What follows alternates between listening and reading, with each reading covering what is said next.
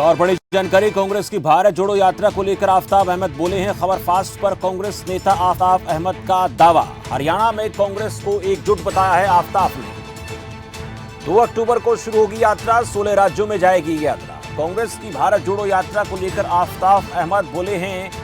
खबर फास्ट पर उनकी तरफ से कहा गया, हरियाणा में कांग्रेस पार्टी एकजुट है। तो दावा किया आफताब अहमद ने। 2 अक्टूबर को शुरू होगी यात्रा, 16 राज्यों में यह यात्रा जाएगी।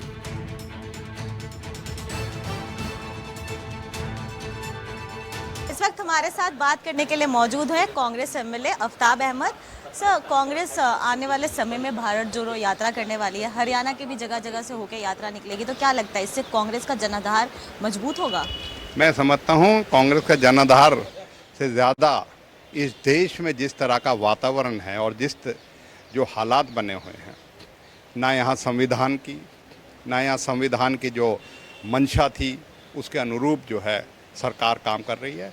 देश में एक नफरत का और राजनीतिक तौर पे फ़ायदा लेने के लिए धर्म और जाति के आधार पे तोड़ने का काम किया जा रहा है, जिससे राजनीतिक फ़ायदा मिले। तो भारतीय राष्ट्रीय कांग्रेस ने पहले अंग्रेज़ों से जिस के शासन में भी जब इस तरह का माहौल था तो उसमें सकारात्मक काम करके इस देश को आज़ादी दिलाई थी, और आज भी ज़रूरत है कांग्रेस को, और ये मुख्य भूमिका कांग्रेस निभा रही है कि इस नफ़रत और इस सरकार को जो अपने राजनीतिक फ़ायदे के लिए, चाहे वो धर्म की बात हो, जाति की बात हो और या विभाजनकारी की बात हो, सांप्रदायिक सौहार्द बिगाड़ने की बात हो, उनसे देश को जो है जोड़ने की ज़रूरत है। और ये भारत जोड़ो जो है ये एक बहुत बड़ा प्रयास भारतीय राष्ट्रीय कांग्रेस हमारे इन सोनिया जी, राहुल जी के नेतृत्व में करेगी। और मैं मानता हूँ कि जनमानस में, आम जनमानस में ये संदेश जाएगा और देश के संविधान भी, देश का लोकतंत्र भी इससे मजबूत होगा। और ये ताकतें जो इसको कमज़ोर कर रही हैं, चाहे आज सत्ता में हैं,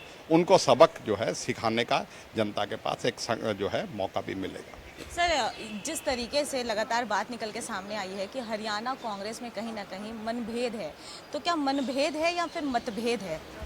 नहीं, मैं नहीं मानता, ना मतभेद है ना मनभेद है, सब मिलकर काम कर रहे हैं। और आप देख सकते हो कि हरियाणा में पिछले अभी जो सारे कार्यक्रम चल रहे हैं पार्टी नेतृत्व के जो आदेश अनुसार, उसमें सब कांग्रेस जन मिलजुल के उसमें जनता की हक की लड़ाई लड़ रहे हैं।